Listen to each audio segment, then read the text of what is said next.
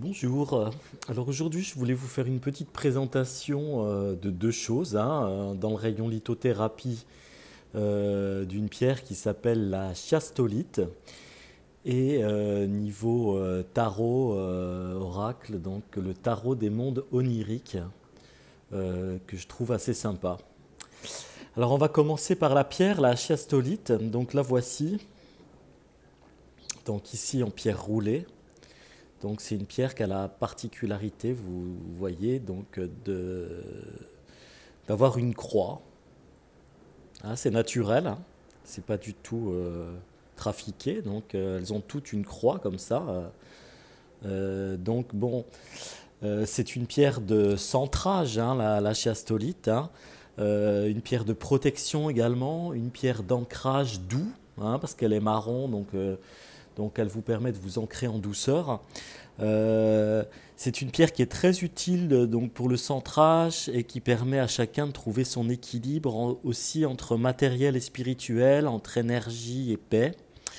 En fait, avec cette pierre, on devient le point central de son propre univers et on développe la capacité de voir le monde selon ses propres yeux. C'est une pierre qui aide dans les moments où on est en train de passer d'une situation à une autre. Hein. C'est une pierre qui permet de s'accorder aux objectifs de l'âme. Euh, donc c'est une pierre aussi de protection. Hein. Elle va développer notre propre force, notre capacité personnelle. Elle va nous aider à pas vaciller face aux doutes et aux remises en question. Et c'est aussi une pierre qui allège nos peurs et nous protège de nos démons intérieurs en fait. Hein. Elle va éloigner vraiment les terreurs, ces terreurs irraisonnées qu'on peut avoir parfois. Donc elle va apaiser nos angoisses, nos peurs. Euh, Elle va nous stabiliser, nous recentrer nos énergies. Au niveau spirituel, alors elle va booster nos intuitions. Placée sur le chakra du cœur, elle va nous permettre d'atteindre un état méditatif plus rapidement. C'est une pierre aussi qui nous parle de nos défunts, qui nous aide à entendre, à voir les signes des défunts qui veillent sur nous. C'est une pierre aussi qui va rendre plus réaliste. Voilà, donc c'est vraiment une pierre intéressante, hein, la chiastolite. Hein. Donc en méditation, vous pouvez l'utiliser donc pour vous ancrer au chakra racine, hein, pour un ancrage en douceur, et aussi donc, je vous le répète, hein, sur le chakra du cœur pour méditer peut-être plus rapidement. Sur le chakra du troisième œil, elle va vous recentrer aussi. Hein. Donc voilà, elle est vraiment multi-usage et elle offre beaucoup de possibilités, cette pierre. Je vous la remontre. En plus, elle est assez jolie. Hein. C'est une pierre que je regardais depuis longtemps et j'avais un peu du mal à passer le pas de la posséder. Alors, en général, donc soit on est vraiment très attiré et donc on a besoin de la pierre, c'est pour une bonne raison, mais aussi quand on est un peu réticent à l'adopter, il y a certainement des raisons aussi cachées. Donc voilà, donc cette chiastolite, euh, une pierre à découvrir. Alors, le tarot onirique maintenant. Donc voilà la belle boîte du tarot onirique. Hein. Donc c'est un jeu, c'est un tarot hein, avec les arcanes majeures, les arcanes mineures, donc au complet. C'est un jeu qui est bon, qui a un peu inspiré asiatique, celtique, fantastique. Hein. Il a été dessiné et conçu par une artiste Stéphanie Puy Moonlow. à partir du jeu de Rider-Waite-Smith. Je ne sais pas si ça vous dira quelque chose. Voilà, donc ici on retrouve vraiment des symboles en tout genre, hein, universel, contes de fées, mythes, folklore, culture. Donc voilà, donc il est présenté dans une belle boîte, hein, avec un livret qui est pas mal, hein, donc on retrouve le dessin de chaque carte et puis bah, ce qu'on nous en dit, hein. Donc il y a plusieurs choses, il y a un petit poème, il y a là alors c'est un peu flou, voilà. Il y a un petit poème, il y a toute une histoire sur, bah, sur ce qu'on voit sur la carte et puis une signification un peu plus concise. Donc voilà, c'est un beau livre en fait, hein. Alors les cartes en elles-mêmes, bah, je vais vous montrer d'abord les arcanes majeures, hein, dans le désordre, hein, mais bon tant pis. Donc ici nous avons la lune, hein. Donc moi ce que j'aime bien c'est qu'il y a plein de choses à voir dans ce jeu, hein. Donc la lune avec les masques, l'illusion, le côté un petit peu elfique, le côté aussi énergisant de la lune, hein, c'est pas mal. Ici nous avons le monde. Donc le personnage féminin donc, tient un peu le monde entre les mains, hein. Donc carte de bon augure, hein, le monde.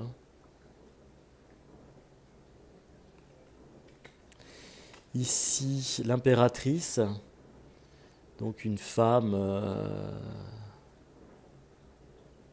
voilà, reliée aux astres, toujours très féminine, très délicate. Le diable. Voilà, le diable avec les gens qu'il peut asservir. Le masque à nouveau, hein. Il a un petit cœur, donc il peut aussi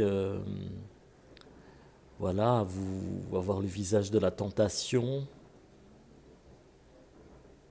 Il a ses petits pieds de bouc. Il fait pas vraiment peur. Donc on est vraiment dans un univers comme ça, un petit peu onérique en fait. Il porte bien son nom. Ici nous avons un bel empereur donc qui tient en lui aussi un globe pour montrer sa puissance, hein, ce qui domine, hein, il domine.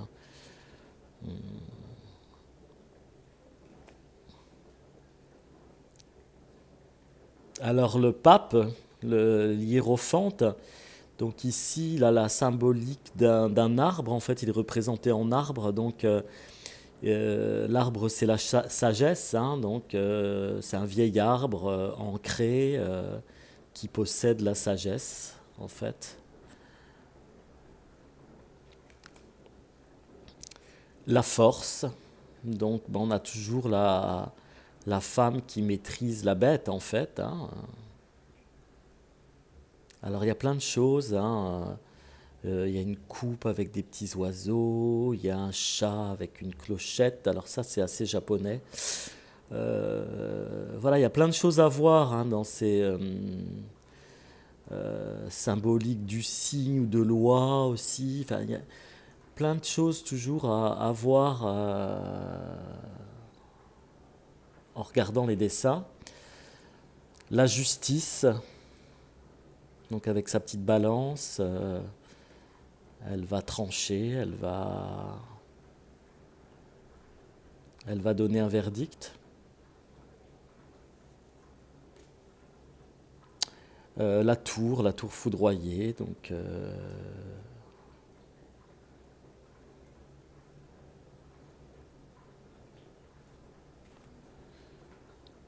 le fou, donc qui est totalement libre, hein.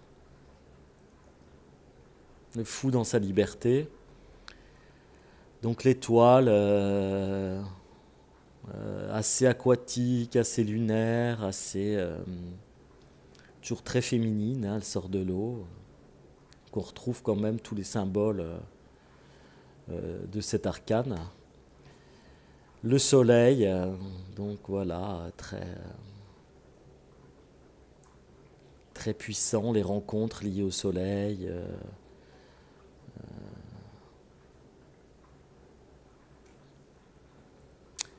L'ermite, donc bien mystique, hein, bien perché. Très belle carte aussi. La roue de fortune, avec un côté éclairé, un côté plus brumeux. Donc voilà, le cycle de la vie, hein, les hauts et les bas. Le jugement, donc avec toujours cette idée de résurrection dans le jugement. Hein. Tous ces petits êtres là qui sont en train de renaître. Le chariot avec cette arrogance de celui qui le conduit. La grande prêtresse, donc, ou la papesse, hein, dans le tarot de Marseille. Donc la grande prêtresse, là, elle est un peu moins calfeutrée, je dirais, un petit peu moins repliée sur elle que dans le tarot de Marseille. Plus joyeuse aussi, plus dans le mouvement, je dirais.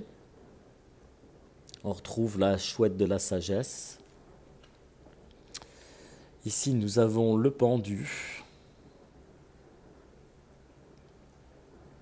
Alors le pendu qui est là, vraiment totalement libre à tout moment de sortir de son état de pendu. Hein. Il n'est pas attaché. Voilà.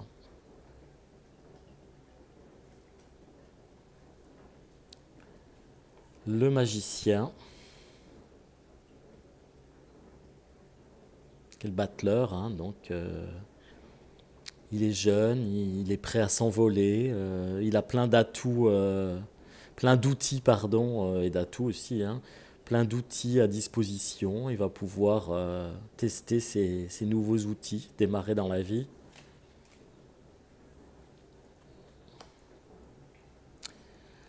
Les amoureux. Une carte avec laquelle je ne suis pas très à l'aise dans le tarot de Marseille parce que il est souvent de question de choix et peu d'amour. Là, bon, on a quand même un sentiment vraiment d'amour, hein, d'une belle rencontre sous les meilleurs auspices. La mort, alors la mort là, elle est vraiment belle. Hein, c'est vraiment le phénix en fait qui renaît de ses cendres, donc c'est une mort pleine d'espérance. Hein. Et la tempérance. Voilà, on ne sait pas ce qu'elle trifouille. Elle est un petit peu dans le yin et le yang. Elle équilibre aussi les choses.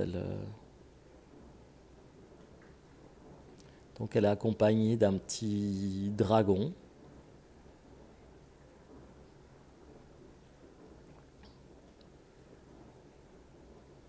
Elle est pas mal aussi. Alors, voilà, moi ce que j'aime bien dans ces tarots-là qui sont différents un peu du tarot de Marseille, c'est souvent les arcanes mineurs qui dans le tarot de Marseille ne me parlent absolument pas puisque... c'est flou. Voilà, dans le tarot de Marseille, les arcanes mineurs, moi, ne me parlent pas, hein, à part à la limite les personnages, mais bon, quand on tombe sur le 2 de denier, par exemple, bon, bah, on a 2 deniers, hein, voilà, donc bon. Ici, les arcanes mineurs sont très riches au niveau illustration. Donc, bah, en voilà un au hasard, hein, le 2 de pentacle. Donc, bah, justement, c'était le 2 de denier. Hein. Pentacle ou denier, c'est la même chose. Donc là, on peut voir des choses quand même dans cette carte. Hein. On a un jongleur, on a un petit singe, signe de malice. On a une sorte d'adresse du personnage, donc ça parle beaucoup. Hein, donc je ne vais pas tous vous les faire parce qu'il y en a vraiment beaucoup, mais bon, Voilà, hein, c'est assez joli, le 4 d'épée. Ou alors bon, on dirait qu'elle s'en fiche complètement d'avoir des épées dans la tête. Elle a son glaive à elle. Et on a l'impression qu'avec son glaive et une forme de sagesse, elle peut tout combattre, hein. Voilà, le 8 de bâton. Donc avec des renards, il est peut-être question de ruse.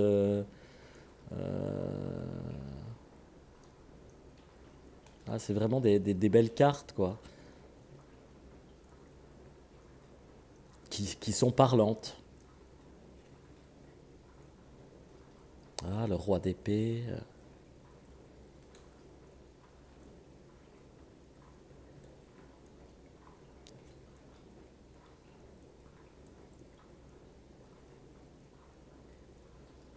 Le 2 d'épée.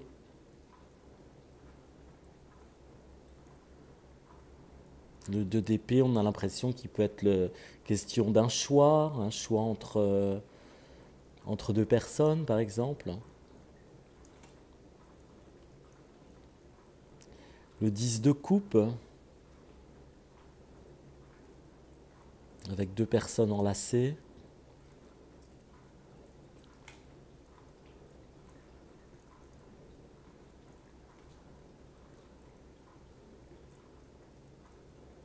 Donc voilà, c'est un tarot que je trouve assez positif en fait, hein. Il n'y a pas de cartes qui font peur. Les illustrations sont très belles.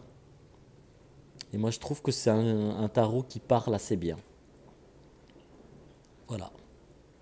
Même si on est dans un monde onirique un peu assez doux,